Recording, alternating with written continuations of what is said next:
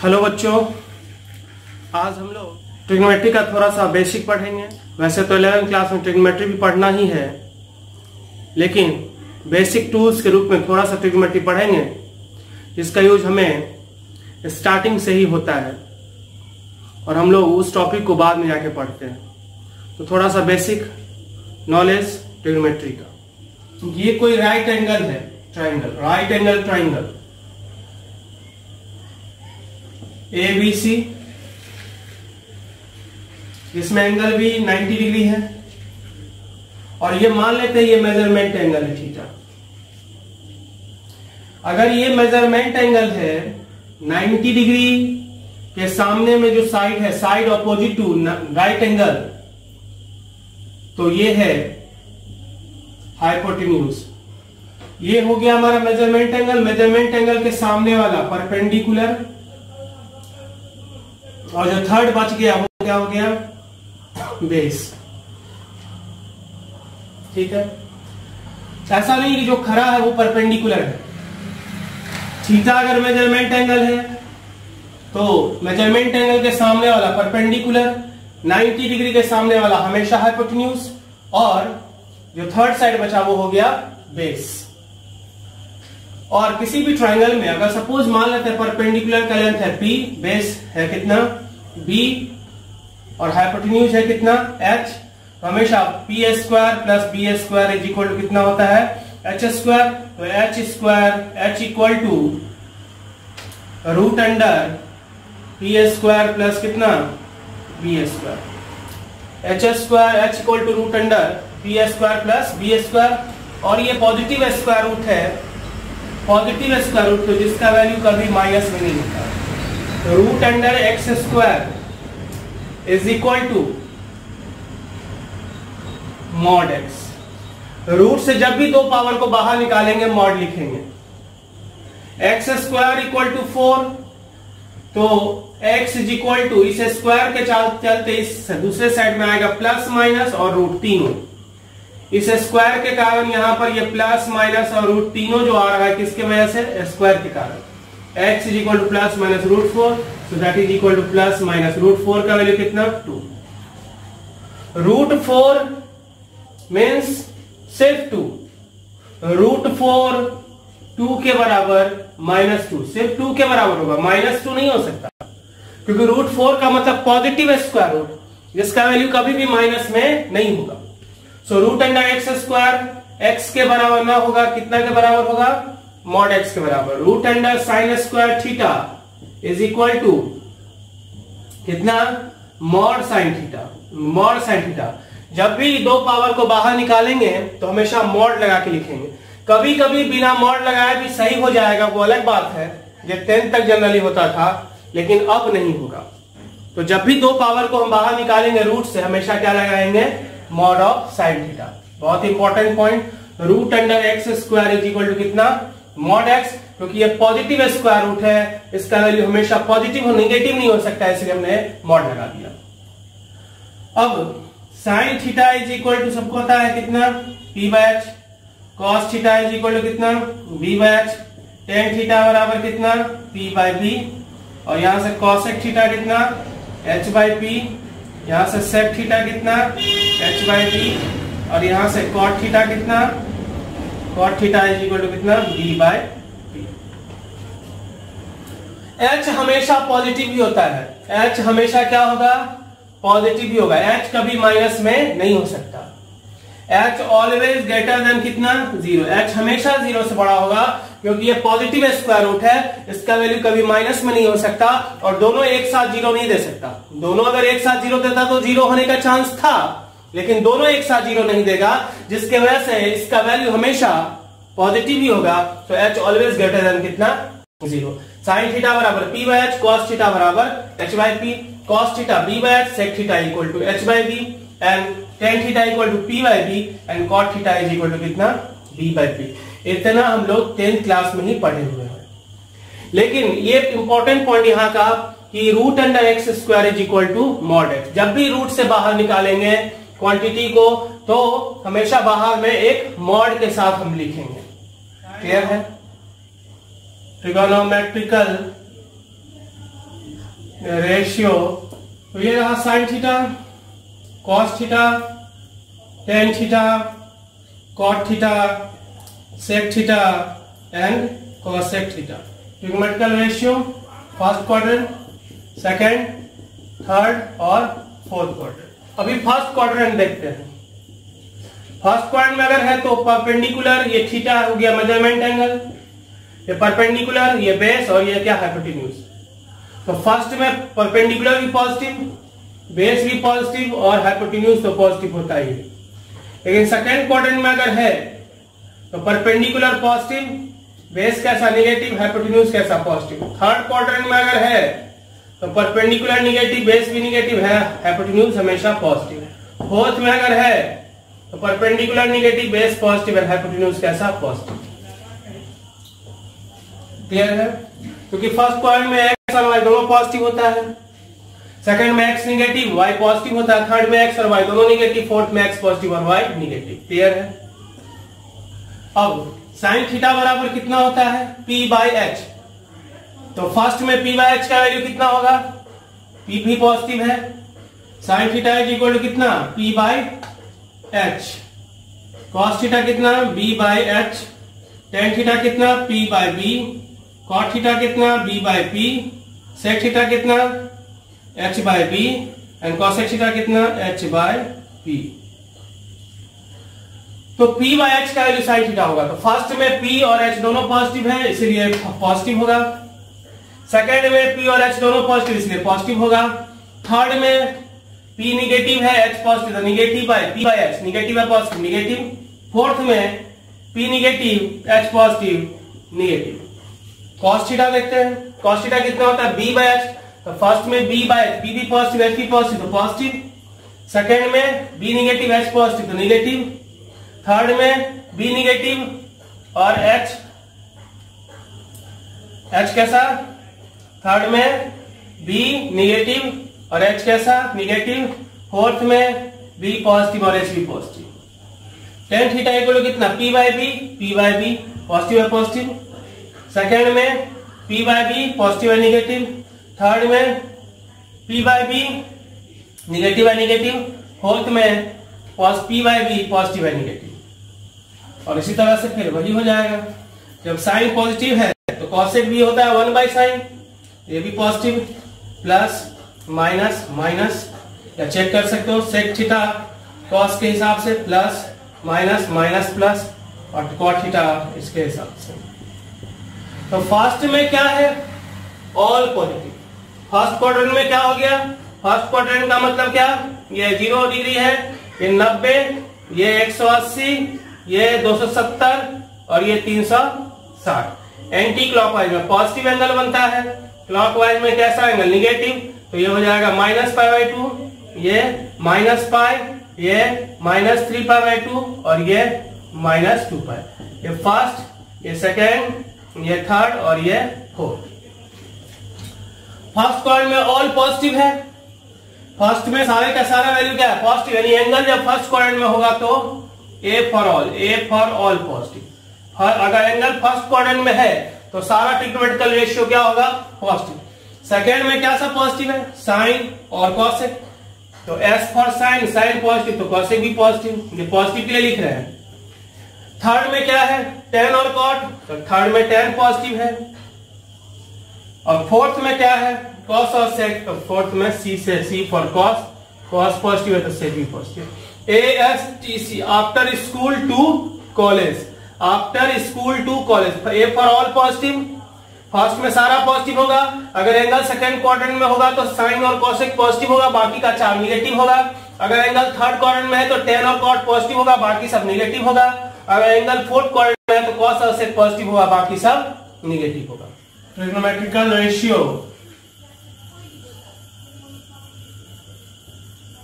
Of an angle theta, of an angle theta where theta greater than कितना, pi by 2। Split दो तरह का होगा, for odd multiple of pi by 2 sine and cos आपस में interchange करेगा, ten और कॉट आपस में इंटरचेंज करेगा, सेक और कॉसेक आपस में इंटरचेंज करेगा। फॉर इवन मल्टीपल ऑफ π/2 और मल्टीपल ऑफ पाई, इस केस में क्या होगा? नो चेंज, रिजल्ट होगा नो चेंज, मतलब जो जिसमें है उसी में रहेगा। जैसे साइन 120 डिग्री है, तो सबसे पहले हम लोग इसको लिख सकते हैं दो तरीके से, एक तो साइन 90 + 30 और दूसरा लिखेंगे साइन 180 माइनस कितना 60।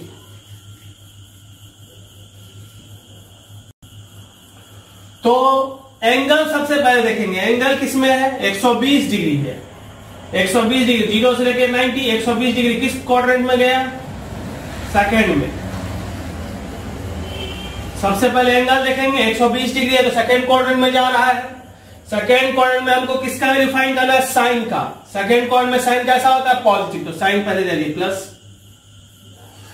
120 डिग्री को हम दोनों तरीका से लिख सकते हैं, 90 + 30 और 180 - 60। तो ये हो गया ऑड मल्टीपल पर स्प्लिट करना, 1 × 90, 3 × 90, 5 × 90।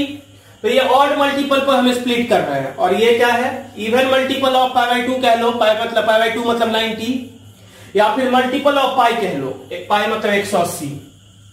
तो पहले साइन एंगल के हिसाब से ट्रिग्मेटिकल रेशियो का साइन देखेंगे, तो साइन दे दिए। एंगल यहाँ 120 डिग्री था, तो 120 डिग्री किस क्वाड्रेंट में गया? सेकंड क्वाड्रेंट में। सेकंड क्वाड्रेंट में साइन कैसा होता है? पॉजिटिव, क्योंकि होता है ASTC, आपके school to college, S for sine positive. तो सेकंड में साइन पॉजिटिव हो गया तो प्लस साइन दे दिए। अब क्या है? ऑड मल्टीपल ऑफ 90 में साइन इंटरचेंज करता है किस में? तो कॉस में कॉस, और थीटा के पर जितना हो गया 30। यहाँ 180 पर स्प्लिट कर रहे हैं तो इस नो चेंज, तो नो चेंज मतलब कितना? साइन साइन ही में रहेगा साइन, और थीटा के पर कितना है? 60। कॉस 30 कितना के बराबर होता है? √3/2। साइन 60 कितना के बराबर होता है? √3/2। तो सबसे पहले एंगल देखो, एंगल किसमें? 300 डिग्री, 90, 180, 270, 300 इसमें गया। इसमें 10 कैसा होता है? निगेटिव। थर्ड में, फोर्थ में 10 निगेटिव होता है तो माइनस साइन। ऑड मल्टीपल पर है तो 10 कॉट में बदलेगा। थीटा के पर कितना? 30, तो 30 हो गया। यहां पर 10 चूंकि इवन मल्टीपल है तो 10 10 में ही रहेगा, और ये 60 दैट इज इक्वल टू 10 60 कितना? √3 दैट इज -√3, और ये भी cot 30 कितना? √3। तो इस तरह से हम लोग एंगल को स्प्लिट करेंगे दो तरीके से, या तो ऑड मल्टीपल ऑफ π/2 या इवन मल्टीपल ऑफ π/2।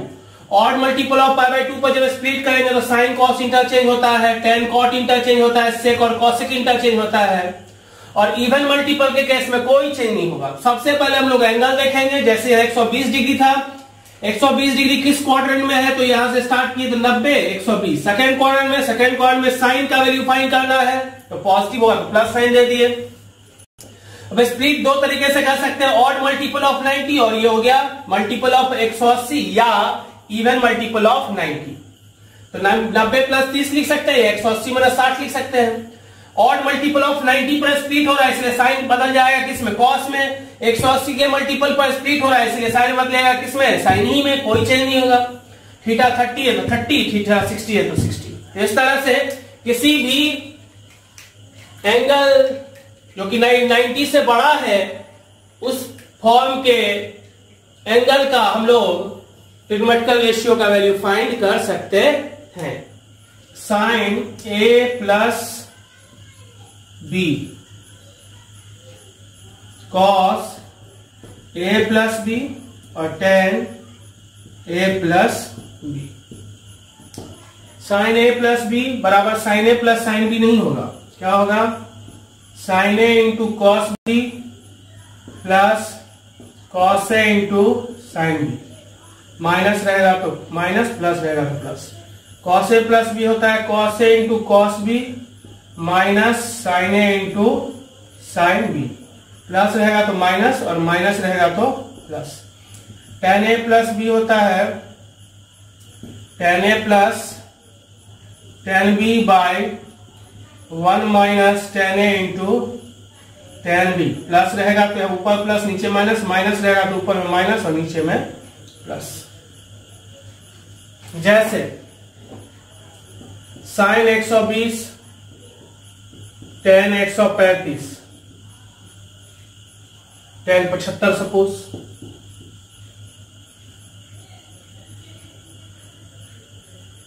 साइन 15, तो साइन 15 बराबर क्या होगा, साइन 45 माइनस 30, और ये किस फॉर्म पे जा रहा है, साइन ए माइनस बी पर। क्या होता है साइन ए, ये ए हो गया, ये B, sine A minus B, तो sine A into cos B minus cos A into sine B, 1/√2 into cos 30 √3/2 minus cos 45 1/√2 into sine 30 1/2। LCM कितना हो गया 2√2, ऊपर कितना हो जाएगा √3 माइनस कितना 1। वैसे tan 75 कितना होगा, tan 45 प्लस 30, जो कि tan a प्लस बी के फॉर्म पे जा रहा है, और tan a प्लस बी का फॉर्मूला क्या होता है, tan a plus tan b by 1 minus tan a into tan b।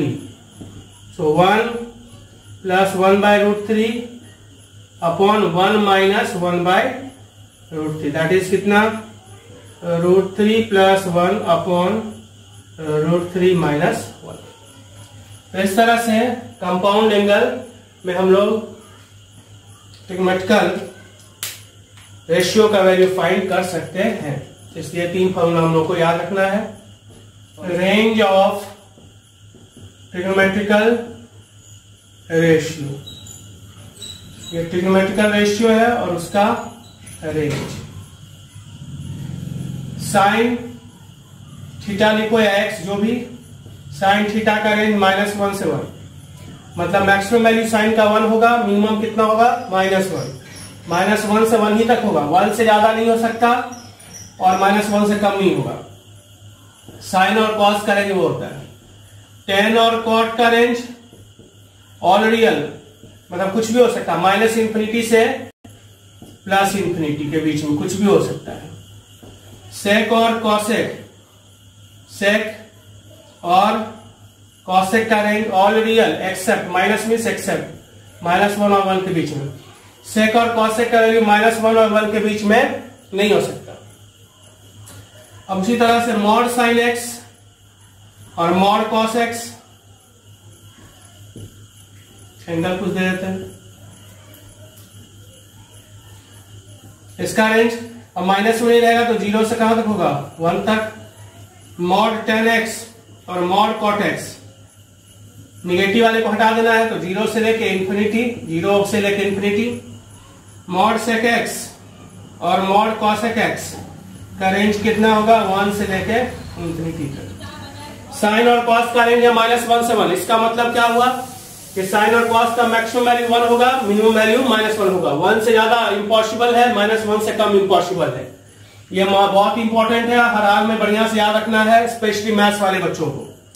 tan और cot का रेंज कुछ भी हो सकता है, tan और cot का वैल्यू कुछ भी पॉसिबल है, -∞ से लेकर +∞ तक के बीच में कोई भी वैल्यू। सेक और कॉसेक का वैल्यू ऑल रियल हो सकता है, माइनस मतलब एक्सेप्ट, -1 और 1 के बीच में नहीं हो सकता। और जब मॉड लग जाता है तो निगेटिव वाले वैल्यू को हमने छांट दिया।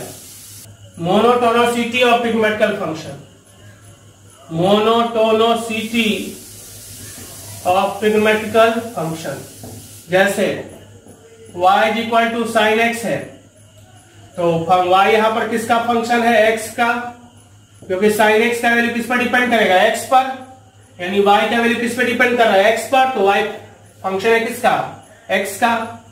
तो मोनोटोनिसिटी का मतलब इंक्रीजिंग कहां पर होगा, डिक्रीजिंग कहां पर होगा, तो ये डिसाइड कौन करता है, dy/dx, और ये बराबर क्या हो गया cos x। अब cos x हमेशा ना तो हमेशा पॉजिटिव होता है ना ही हमेशा निगेटिव होता है, तो इसका वैल्यू डिपेंड किस पर करता है, क्वाड्रेंट पर। फर्स्ट में cos होता है पॉजिटिव, तो डेरिवेटिव क्या होगा पॉजिटिव, इसीलिए क्या होगा इंक्रीजिंग, सेकेंड में कॉस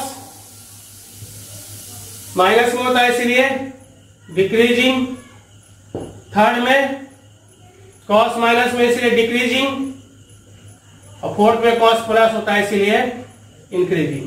मतलब 0 से लेके 90 तक जैसे जैसे एंगल बढ़ाएंगे वैल्यू बढ़ेगा।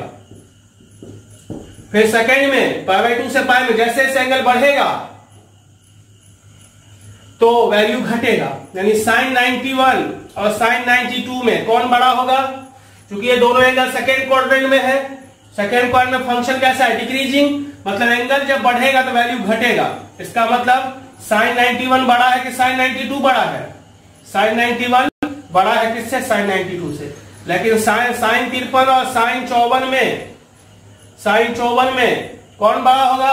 दोनों एंगल फर्स्ट क्वाड्रेंट में है, फर्स्ट क्वाड्रेंट में sin कैसा होता है? इंक्रीजिंग फंक्शन होता है। तो इस तरह से जिसका एंगल बड़ा होगा वो वैल्यू बड़ा होगा। और इस तरह से सारे किसी भी ट्रिग्नोमेट्रिकल फंक्शन का डेरिवेटिव निकालेंगे, उसका साइन स्कीम खींचेंगे और उसके हिसाब से हम सारे फंक्शन का मोनोटोनिक बिहेवियर, मतलब कहां पर वो इंक्रीजिंग होगा और कहां पर डिक्रीजिंग होगा, ये हम निकाल सकते हैं।